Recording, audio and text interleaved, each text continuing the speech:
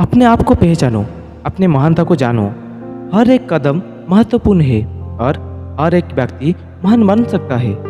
अपनी शक्तियों को पहचानो और उन्हें सही दिशा में इस्तेमाल करो। जब आप अपनी अंदर की चमक को समझ जाओगे तभी आप सच में महान बनोगी। महानता से बिल्कुल ना डरे। स्वामी विवेकानंद जी ने बोला है, तुम ईश्वर की अंश हो। ईश्वर का अंश निर्बल कैसे हो सकता है? शेर की संतान शेर ही होती है। तुम बस अपनी अंतर मन को पहचानो।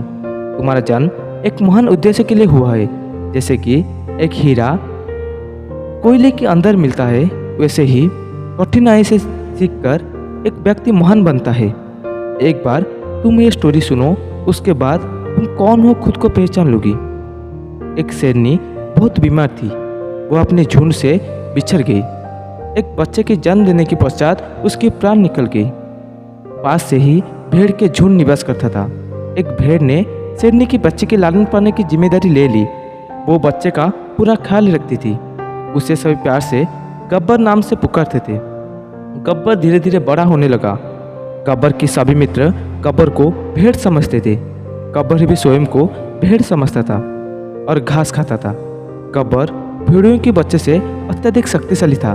खेलते वक्त गब्बर किसी को उधर तो किसी को उधर दूर तक फेंक देता था।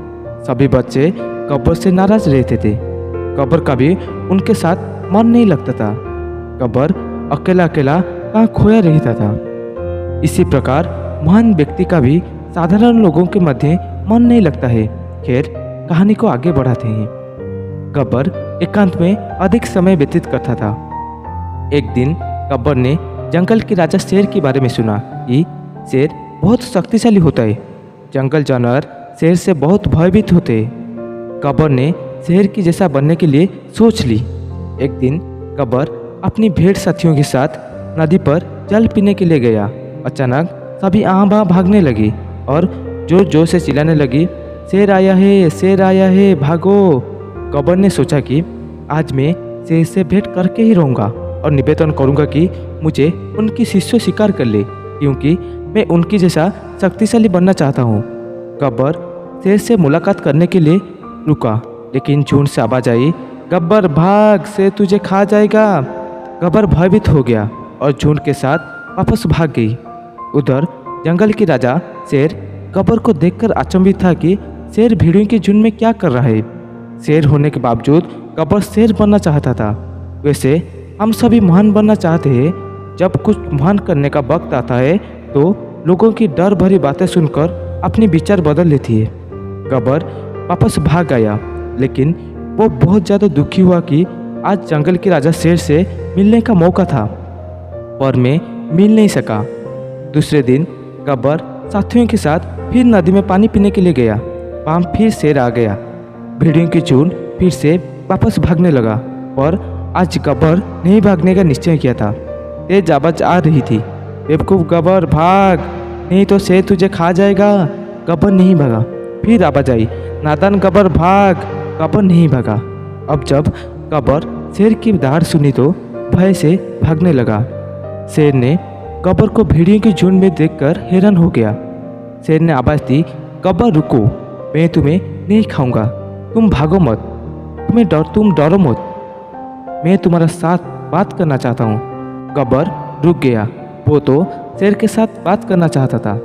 शेर की इसी बातों को सुनकर वो रुक गया। शेर ने बोला, तुम्हारा नाम क्या है? गब्बर ने बोला, मेरा नाम गब्बर है। शेर ने बोला, कैसे हो तुम गब्बर? गब्बर ने बोला, ठीक हूँ जंगल की राजा। शेर ने पूछा, तुम यहाँ क्या करती हो? गब्बर ने बोला, महाराज मैं तो प्रत्येक दिन यहाँ पर घास खाने के लिए आता हूँ। शेर ने बोला, मैं पूछ रहा हूँ तुम भेड़ियों के साथ क्या कर रहे हो? गब्बर ने बोला, महाराज मैं भेड़ हूँ तो भेड़ियों के साथ रहूँगा ना। शेर ने खुद की हंसी कंट्रोल नहीं कर पाया। फिर गब्बर ने बोला, महाराज मैं आपकी जैसा शक्तिशाली और महान बनना चाहता हूँ। महाराज काश मैं आपकी जैसा शेर होता। शेर ने बोला, तुम मेरे जैसा बनना चाहते हो?